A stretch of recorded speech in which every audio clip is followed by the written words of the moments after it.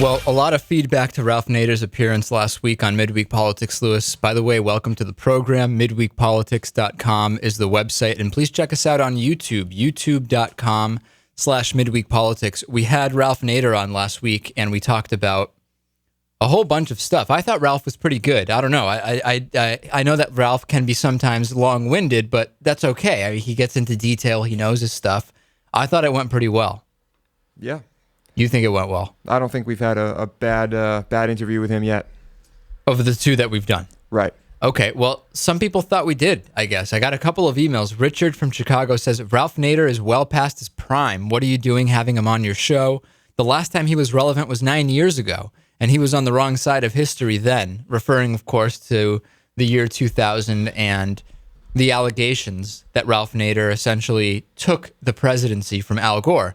Okay, well, I don't know that Ralph Nader is past his prime. He's doing different stuff now, I guess. It's maybe to some not as interesting as getting in the way of the 2000 presidential election. I don't know. Phil in Waterloo, Iowa says, I couldn't think of a concept that is a bigger waste of time than a 700-page made-up story about billionaires saving the world. Have the former terrorist back on your show. Well, what I think Phil is referring to is Ralph Nader's book, Only the Super Rich Can Save Us, which it's fiction. I don't know. Ralph Nader doesn't use the term fiction. He calls it a utopian. What was the term he used? I forgot now. Some kind of I can't even remember. Anyway, and it's over 700 pages. Phil seems to think it's a waste of time. Okay. Stacy in Minneapolis, though, Ralph Nader's a great American hero, and he's been shunned by the media for years. Have him on again soon. I don't think Ralph Nader has been shunned by the media. I mean, just in preparing for our interview with him. Not recently, anyway. Not recently. In preparing for our interview with Ralph Nader, I think I must have watched 20 different high-profile media interviews that he did. So I don't know that he's been shunned by the media, but okay, everybody has their opinion. You can email us, radio@midweekpolitics.com, and as you can see, we really do read those emails. No question about that. Would like to also welcome to the show KITC in Gilchrist, Oregon on 106.5 FM. It's great to have them with us, and we have a couple of stations now in Oregon airing the show. And, you know, Oregon is one of the, I would say, progressive centers of the country, is it not? Or at least the Portland area. I don't actually know how close Gilchrist is and whether they're very liberal or not. I know that Tom Hartman, who I do some work with, he's a progressive talk radio guy. He's based in Portland, Oregon. And yeah, it's great to have him. Gilchrist, Oregon, KITC FM, everybody listening there. You know, I got into an interesting discussion the other day, Lewis, with a couple of people about the show and about a couple of other things. And I'm curious, do you think our listeners that listen to this show regularly, whatever that means, do you think they listen to talk radio in general? So they listen to talk radio, liberal, conservative, whatever, that they listen just to public radio in general, that they'll listen to any talk radio as long as it's liberal? What do you think? I don't know. I'm someone who doesn't listen to radio at all, really. So I have no idea. I mean, I imagine people who listen to any talk radio shows probably listen to multiple talk radio shows. But see, that's what I assumed. And I listen to a ton of conservative talk radio. I don't agree. When I listen to someone like Rush or Sean Hannity or whomever, I don't agree with what they're saying, right, but they're really good on the radio. So I listen from that point of view. I don't care whether I agree with them or not. But a lot of people that have been emailing me say that they just listen to public radio stations like ours and other Pacifica stations, and that they don't, if it happens to be talk, they'll listen to it. But if it's music or whatever, they'll listen to that. They don't really seek out talk radio on other parts of the dial. I'd be interested to hear from some of our audience. Do you listen? If you listen to our show, what else do you listen to on the radio? Do you listen to all talk radio, left and right? Do you listen to just liberal talk? Do you not listen to any talk? Do you just listen to what's on NPR maybe? Or I don't know.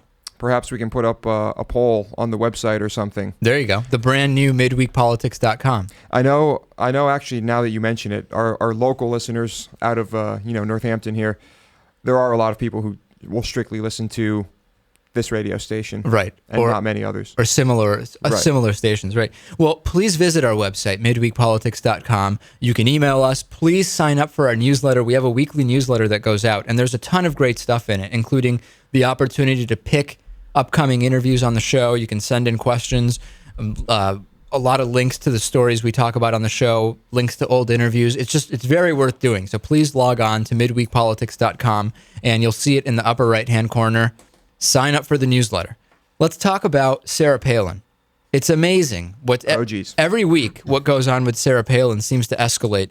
And we know about her book, and I know that we've been getting emails from people saying by talking about Sarah Palin when she has a book out, you're essentially driving her book sales. Well, this could be said about anything. By talking about Rush Limbaugh, we are getting him publicity, and any publicity is good publicity. I'm sorry. There's too much to talk about. It would be silly not to bring up the amazing things that have been going on with Sarah Palin, would it not? Is there any way for us to do a show about U.S. politics and to not even mention the absurd things that have been going on with Sarah Palin and the news media and the interviews she's been doing? It's at least, entertainment.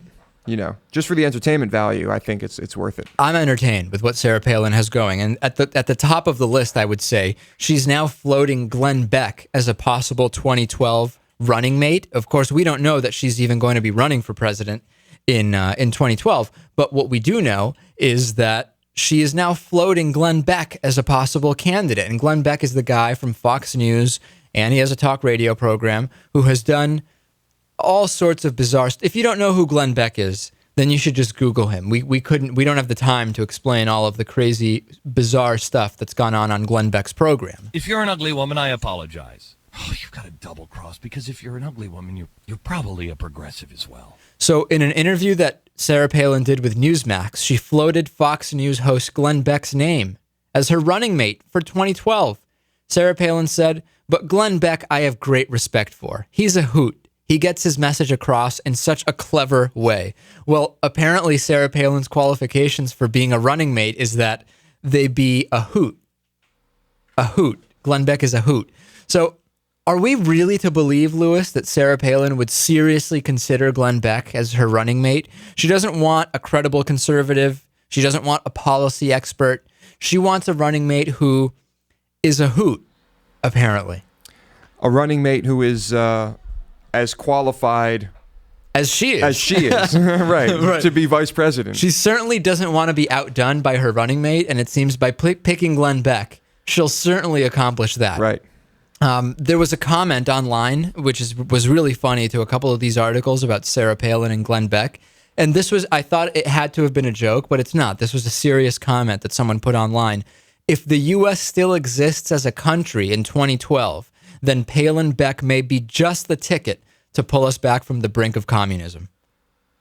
That's extraordinary. I would pay to meet the person that posted that in response to Sarah Palin possibly floating Glenn Beck as a running mate for 2012. Who could that possibly be? I would love for them to sit here in the studio with us and ask. I would have a few questions for that person. Who wrote the comment?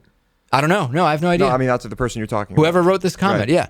If the U.S. still exists, then Palin Beck will bring us back from communism. It's amazing.